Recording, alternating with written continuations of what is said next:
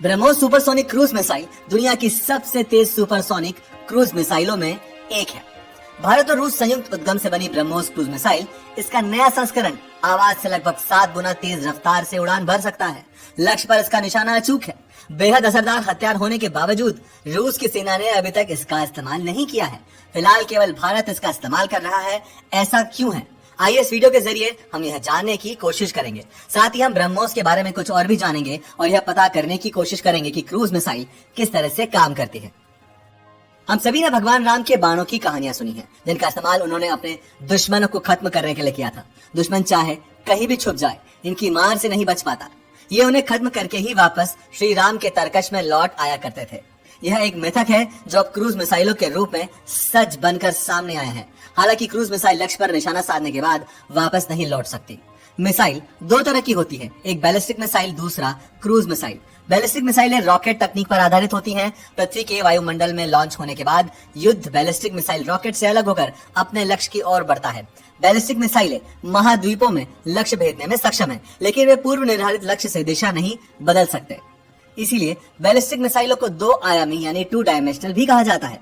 दूसरी ओर क्रूज मिसाइलें न केवल पहले से तय लक्ष्य पर मार कर सकती हैं, बल्कि उन्हें खत्म करने के लिए उनका पीछा भी कर सकती है। एक जटिल गाइडेंस प्रणाली के मार्गदर्शन में काम कर रही एक विमान प्रणोदन प्रणाली और नियंत्रण के लिए डिजाइन किए गए छोटे पंखों की सहायता से ये 3 आयामी यानी कि 3 डायमेंशनल सक्षम करता है। कुल मिलाकर कहे तो यह पायलट के बिना चलते एक छोटे विमान की तरह है।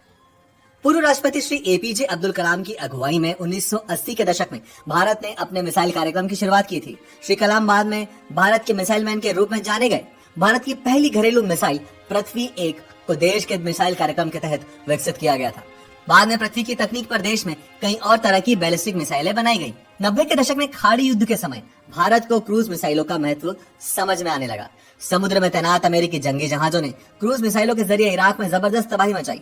इराक के मिसाइल ठिकाने और उनके कमान केंद्रों, बिजली स्टेशनों और राष्ट्रपति के महल को अमेरिका की टॉम हॉक क्रूज मिसाइलों ने पूरी तरह से तबाह कर दिया। जमीन से बच कुछ ही मीटर की ऊंचाई पर उड़ान भरने की वजह से साधारण रडार इनकी टोह नहीं ले सके। इन मिसाइलों की बदौलत अमेरिका इराक के सुरक्षा घेरे को तबाह करते हुए उस पर बहुत भारी पड़ा था। अमेरिका की इसी सफलता को देखकर भारत भी क्रूज मिसाइल तकनीक हासिल करने की सोचने लगा। इसके लिए भारत उस समय अपने सबसे करीबी दोस्त रूस से संपर्क करने लगा। इस समय रूस के पास सबसे आधुनिक क्रूज मिसाइल थी P-800 ऑनेक्स। लेकिन इन मिसाइलों को खरीदने के बजाय भारत क्रूज मिसाइल तकनीक का अधिग्रहण करना चाहता था। सोवियत संघ के बिखर जाने के बाद से रूस की राजनीतिक और आर्थिक हालत काफी अच्छी नहीं थी। उसे भारत की मदद की दरकार भी थी। यह दोनों देशों के बीच एक संयुक्त उद्यम ब्रह्मोस एरोस्पेस के रूप में सामने आया। इसका उद्देश्य P-800 की तुलना में अधिक उन्नत सुपरसोनिक क्रूज मिसाइल बनाना था। ब्रह्मोस नाम की भारत की ब्रह्मपुत्र और रूस की मकसवा नदी के नाम पर रखा गया है। इस संयुक्त उपक्रम में रूस ने जहां मिसाइल की प्रोपल्शन तकनीक में मदद की है, तो वहीं भारत ने इसके नेविगेशन प्रणाली बनाई है। ब्रह्मोस मिसाइल का पहला परीक्षण 2001 में किया गया था। इसे 2006 में भारतीय सेना में शामिल किया गया था। उस समय चूंकि भारत मिसाइल प्रौद्योगिकी नियंत्रण व्यवस्था का सदस्य नहीं था, इसलिए मिसाइल की रफ्तार 290 किलोमीटर से ज्यादा रखने की इजाजत भी नहीं थी। मिसाइल की परिचालन सीमा 290 किलोमीटर तक सीमित होना था। MTCR के तय नियमों के मुताबिक जो देश उसका सदस्य नहीं है, वह 300 किलोमीटर से अधिक की रेंज वाली मिसाइलें नहीं रख सकते। जब 2016 में भारत MTCR का सदस्य बना, तब उसके लिए यह बंदिश भी उसी के साथ खत्म हो गई।